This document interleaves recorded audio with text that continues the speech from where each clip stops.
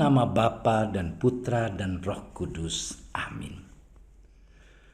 Allah yang Maha Kuasa, Engkau telah memberi kami sabdamu sebagai lampu penuntun langkah kami dan obor penyuluh jalan kami. Lewat Roh-Mu yang kudus, berikanlah kami telinga yang rela mendengarkan dan hati yang ingin tahu kehendak-Mu, supaya kami dapat menikmati sukacita dalam firman-Mu. Demi Kristus sabda-Mu yang hidup dan berkuasa bersama Dikau dan Roh Kudus, kini dan sepanjang segala masa. Amin.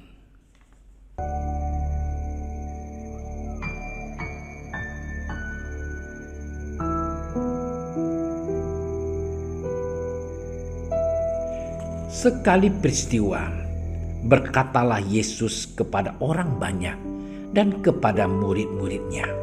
Katanya, ahli-ahli Taurat dan orang-orang Farisi telah menduduki kursi Musa.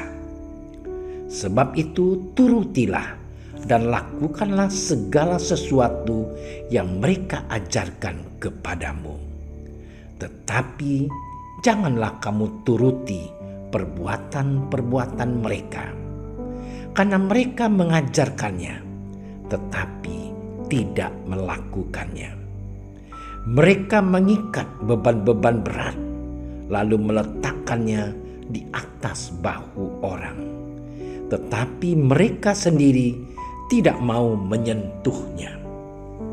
Semua pekerjaan yang mereka lakukan hanya dimaksud supaya dilihat orang.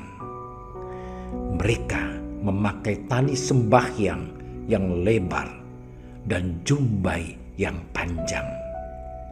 Mereka suka duduk di tempat terhormat dalam perjamuan dan di tempat terdepan di rumah ibadat. Mereka suka menerima penghormatan di pasar dan suka dipanggil rabi. Tetapi kamu, janganlah kamu disebut rabi, karena hanya satu rabimu, dan kamu semua adalah saudara. Dan janganlah kamu menyebut siapapun bapa di bumi ini, karena hanya satu Bapamu, yaitu Dia yang di surga. Janganlah pula kamu disebut pemimpin, karena hanya satu pemimpinmu, yaitu Mesias. Barang siapa terbesar di antara kamu, hendaklah ia menjadi pelayanmu. Dan barang siapa meninggikan diri, ia akan direndahkan. Dan barang siapa merendahkan diri, ia akan ditinggikan. Demikianlah Injil Tuhan.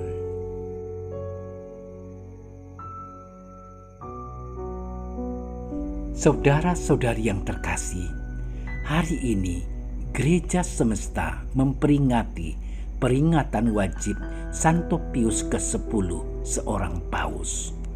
Paus Pius ke-10 atau Giuseppe Melchiorre Sarto lahir di Reggio, Treviso, Italia pada tanggal 2 Juni 1835 dalam suasana kemiskinan sebuah keluarga petani sederhana. Ia ditabiskan menjadi imam pada tanggal 18 September 1853. Karier imamatnya dimulai di paroki Tombolo, Italia, lalu menjadi staf pengajar dan rektor di seminari Treviso. Perannya yang cukup besar dalam seminari ini mengantarkan Sarto menjadi uskup. Ketika menjadi uskup di diosis Mantua, ia banyak membaharui kehidupan para imam dan seminari. Ia pun melakukan banyak kunjungan pastoral dan banyak berkhotbah untuk mengembalikan umatnya kepada penghayatan iman yang benar. Keberhasilan karya Uskup Sarto Paus Leo ke-23 mengangkatnya menjadi kardinal. Ia pun melaksanakan tugasnya dengan baik, sehingga sepeninggal Paus Leo ke-13, ia terpilih untuk menjadi paus selanjutnya dengan nama Paus Pius ke-10. Paus Pius ke-10 terkenal tegas terhadap aliran-aliran yang bertentangan dengan ajaran gereja dan giat menghidupkan kembali ibadat umat, terutama musik liturgi, penerimaan komuni kudus setiap hari, dan juga devosi terhadap Bunda Maria. Beliau meninggal dunia pada tanggal 20 Agustus tahun 1914 di Roma dan meninggalkan kesederhanaan yang patut diteladani dengan kata-kata dalam surat wasiatnya.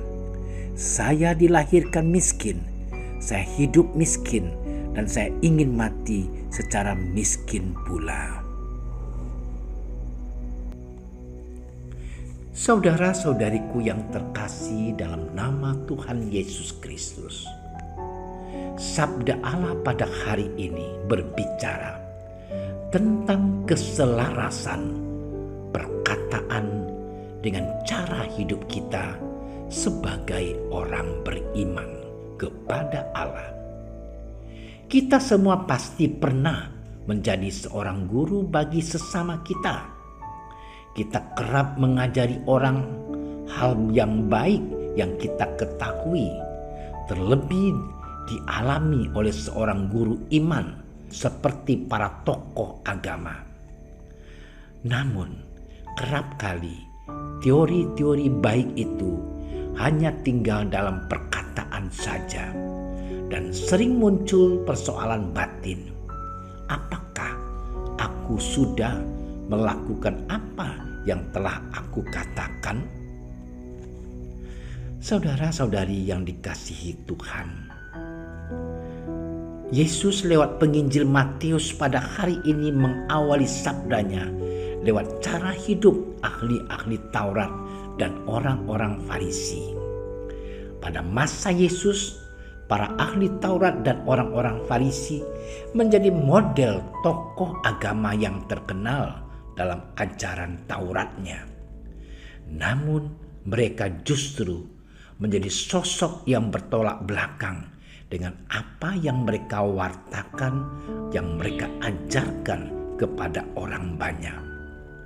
Maka Yesus pun menjadikan mereka model cara hidup yang harus dihindari dengan berkata, "Sebab itu turutilah dan lakukanlah segala sesuatu yang mereka ajarkan kepadamu. Tetapi janganlah kamu turuti perbuatan mereka, karena mereka mengajarkannya tetapi tidak melakukannya." Saudaraku yang terkasih, cara hidup para ahli Taurat dan orang-orang Farisi yang suka menerima penghormatan dan berbuat supaya dilihat baik merupakan bentuk kemunafikan cara hidup yang ingin dihadapkan Yesus kepada kita, para muridnya, untuk dihindarkan. Sikap ingin meninggikan diri itu adalah sikap hidup yang ingin ditentang oleh Yesus dalam sabdanya. Dan barang siapa meninggikan diri, ia akan direndahkan. Dan barang siapa merendahkan diri, ia akan ditinggikan. Yesus tidak menginginkan kita para muridnya menjadi seperti orang Farisi yang meninggikan diri lewat berbuat, lewat perkataan supaya dilihat baik, melainkan menjadi seorang sederhana yang mau menjadi pelayan bagi sesamanya. Saudara-saudari yang terkasih, Yesus lewat sabdanya hari ini menegur kita yang kerap kali menjadi seorang pengajar yang tidak melakukan apa yang kita ajarkan, terutama dalam hal kebenaran. Kita sering berkata-kata hal baik yang kita ketahui kepada orang lain, yang belum tentu kita telah hidupi sebelumnya. Padahal ada orang sederhana yang kurang dalam pengetahuan hal yang baik, namun tetap melakukan kebaikan itu sendiri. Menjadi orang beriman berarti menjadi seorang yang melakukan kehendak Allah dalam sabdanya lewat kehidupan sehari-hari. Kesederhanaan dan pelayanan bagi sesama merupakan bentuk perendahan diri, perendahan hati yang diharapkan oleh Yesus bagi kita para murid-Nya lewat sabdanya hari ini. Untuk menghindarkan diri dari kemunafikan hidup seperti yang dimodelkan oleh orang-orang Farisi dan ahli Taurat. Saudara-saudari yang dikasihi Tuhan, sabda Yesus ini menjadi suatu undangan bagi kita untuk mau lebih mendekatkan diri pada Allah dengan mengutamakan cara hidup melayani dengan rendah hati dan menghindari kemunafikan diri. Yesus lebih menginginkan kita menjadi sosok yang sederhana dalam banyak hal daripada penuh dengan pengetahuan baik namun tidak menghidupinya. Menjadi baik itu bukan karena ingin dilihat baik lewat perkataan, namun baik karena ingin benar-benar menjadi baik seturut ajaran cinta kasih kepada sesama dan Allah yang kita imani. Semoga kita mampu menjadi pelaku sabda Allah yang setia menghidupi iman dalam kata dan tindakan kita sehari-hari.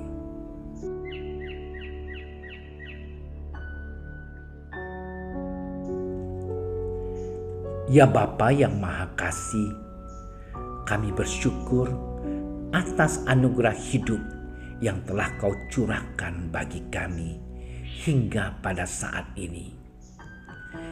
Kau curahkan Roh Kudus-Mu atas kami untuk menaungi kami agar dapat berbuat seturut dengan kehendak-Mu, dengan menjadi pelaku sabda-Mu yang setia dalam kata dan tindakan kami sehari-hari.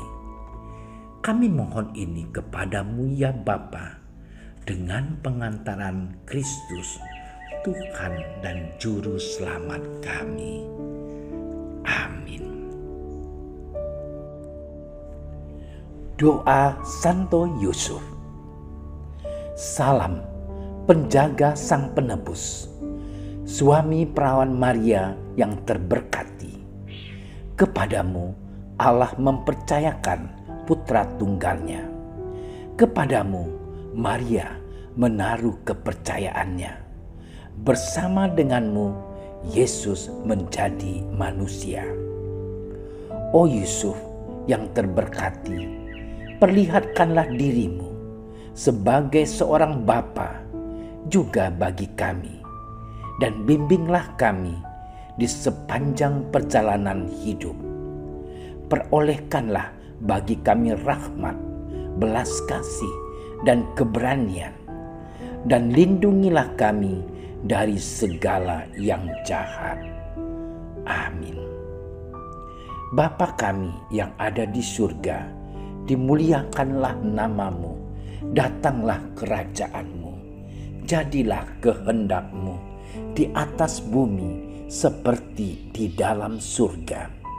Berilah kami rezeki pada hari ini, dan ampunilah kesalahan kami, seperti kami pun mengampuni yang bersalah kepada kami. Dan janganlah masukkan kami ke dalam percobaan, tetapi bebaskanlah kami dari yang jahat. Amin. Salam Maria, penuh rahmat, Tuhan sertamu. Terpujilah engkau di antara wanita, dan terpujilah buah tubuhmu Yesus. Santa Maria, Bunda Allah, doakanlah kami yang berdosa ini, sekarang dan waktu kami mati. Amin. Kemuliaan kepada Bapa dan Putra dan Roh Kudus, seperti pada permulaan, sekarang, selalu, dan sepanjang segala masa. Amin. Terima kasih sudah menyaksikan renungan hari ini. Jangan lupa like, subscribe, dan aktifkan tombol loncengnya agar Anda yang pertama mendapatkan notifikasi updatean renungan harian dari Komsos Keuskupan Padang. Dan bagikan ke sosial media agar saudara-saudara kita dapat mendengarkan dan merenungkan firman Tuhan.